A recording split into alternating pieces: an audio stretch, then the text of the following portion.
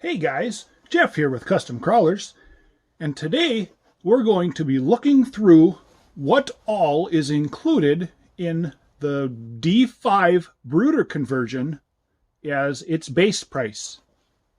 So, with the Brooder conversion base comes with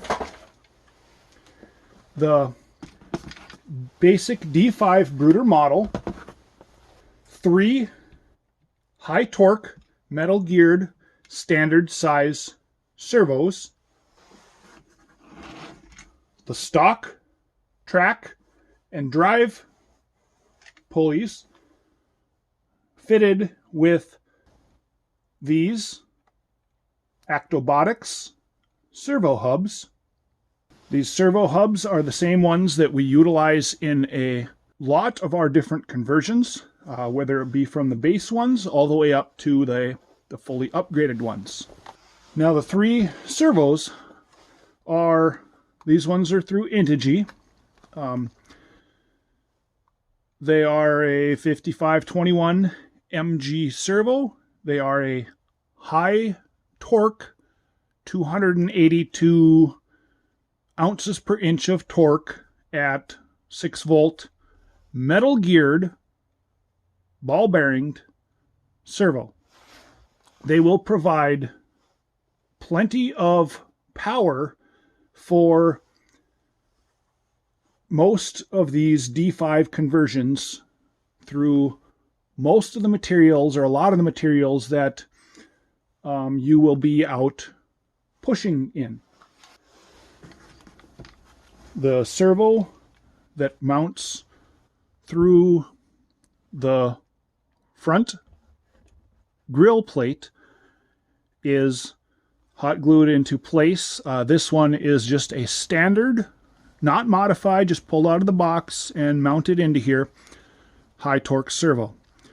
We like to do the mounting this way because it provides the most amount of torque we have found to lift and lower the blade. There are a lot of people that will like to put in like a micro servo because this does take up a lot of resource space inside of the model.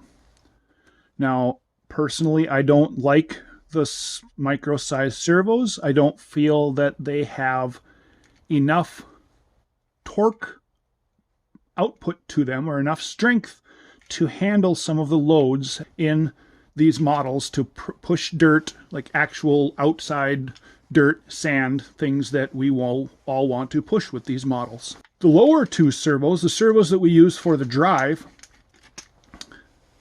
have been modified to continuous rotation and are mounted in level using an internal plate. Now, your servos, when you wire them up, we utilized channel 1 and 2 on a normal stick radio for the track drive. You will have to determine which servo plugs into which side. Now, how we determine this is the right side servo, we like to have that controlled. So if we push to the right on the stick, that should drive the right track forward. If we push forward, just straight forward, that should drive the left track forward. A lot of people will want it to be, you push forward and both tracks go forward. You push left or right and the tracks alternate, directions as you hold it completely forward and push to one side or the other. We try to utilize the least amount of external components as possible, especially in these base builds.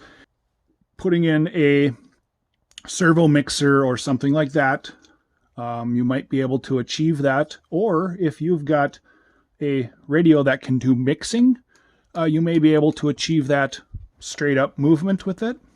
We have just found that it's simpler to just you push it diagonally to go forward. And if you wire up these servos, as I just said, that will allow you push all the way diagonally to go straight forward. And as you release off one direction or the other, that will steer your unit. The blade lift and lower we utilize on the stick radio with the left stick. It is a standard throttle control like you would use on an airplane or a helicopter or something similar. We do that because you can position this anywhere along there and that blade will stay in position. Let's move this, get in a receiver here, and I don't know which. Plug it in, one of them into 1 and 2.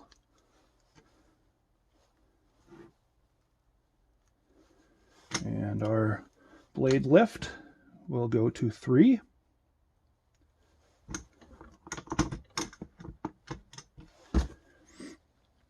And we're just going to power the receiver direct.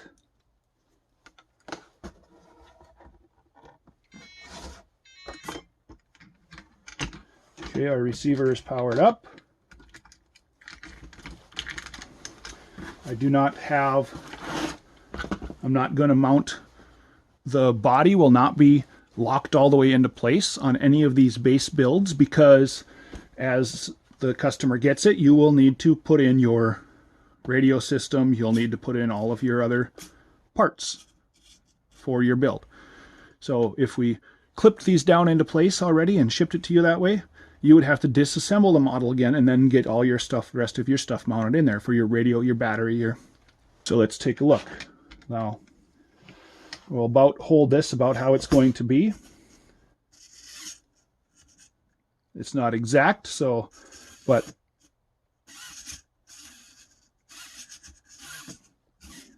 after you get the model finally assembled, you will probably have to play with your endpoints so that you can set it so that, because you don't want to over travel it either direction and strain the servo or any of the mounting. So when you get it, you get all your stuff mounted in there, you'll want to set your endpoints so that your maximum up is the max physical travel and the down is the max physical travel.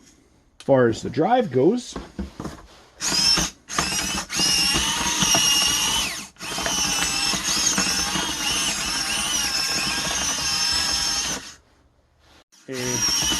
the different channel than I should have, because backwards is forward and forward is backwards.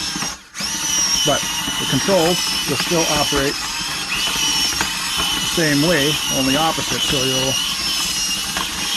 want to just refix that so that however you end up setting your radio, turn the trims or your servo directions in your radio so that you can set up the controls how I specified. Thanks for coming along on this brief look through our base Brooder D5 dozer conversion. If you have any questions on this or any product through Custom Crawlerz, please send us an email at products@customcrawlerz.com and we'll be happy to assist you.